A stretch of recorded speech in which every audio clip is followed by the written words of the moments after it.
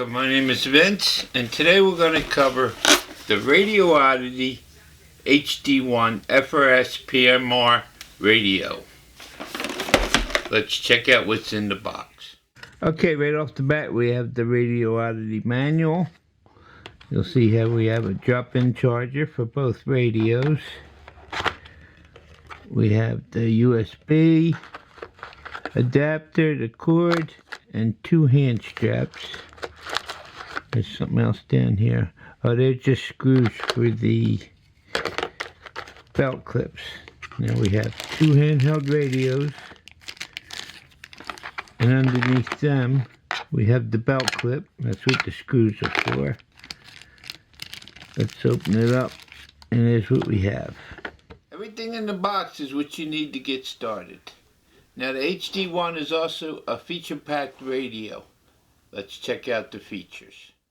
An IP67 waterproof and dustproof rating, a one-key group call, a call vibration alert, dual PTT buttons, Vox and timeout timer, a scan and busy lock, a keypad lock, a low battery alert, squelch, a Roger beep, 22 FRS and 16 PMR channels, 2400 milliamp battery, 50 CTCSS and 109 DCS tones, Type-C dual charging base.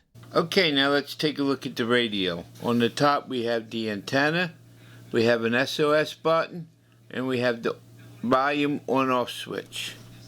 Going down the front we have the digital display. We have three buttons. One is the menu, the second is the scan monitor, and the third is the call button. Down here we have a PTT button. Up here we have a PTT button and an up and down switch for changing frequencies. On the other side we have a K-type jack for a speaker microphone. And below that we have a USB Type-C jack so we can charge the radio directly. My experience with the Radioddity HD-1s was very enlightening. I expected them to be toyish, but was surprised with the quality in this price range. The controls were easy to understand. However, figuring out the menu was a little difficult with the manual text being so small. The radios felt solid and well constructed. I liked the rubber protection around the frame.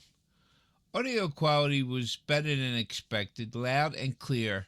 However, I found it a little on the thin side, but I'm used to more expensive amateur radios. For a range test, we took them on a road trip with friends, and there were times when we were a mile or more apart and had no issues communicating.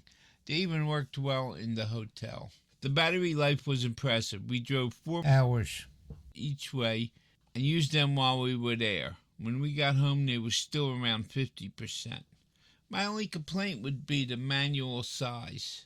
I will be keeping and using these for future events. Please remember to like, subscribe, and ding that bell to catch all my videos. 73, my friends.